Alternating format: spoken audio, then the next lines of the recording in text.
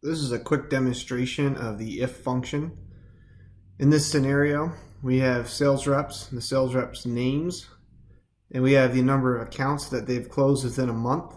And we're going to decide whether or not that particular person is eligible for a bonus using the if function.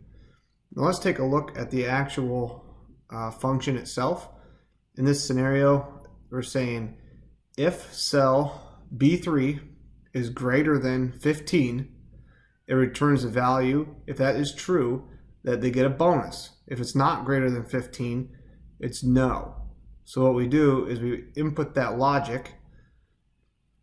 We use a fill handle to pull it down, and it returns results that we need for the rest of the sales rep.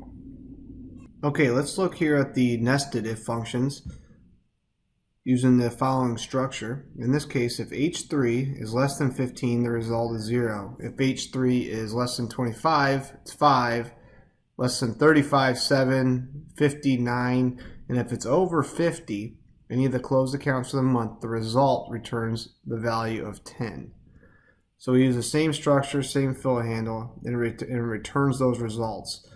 Now, if functions, like we said in the tutorial, can be used in a multitude of different functions, but this is how you nest if functions together within the same if structure. I hope that was clear. If not, comment below or shoot us an email over at excelbuddy.com.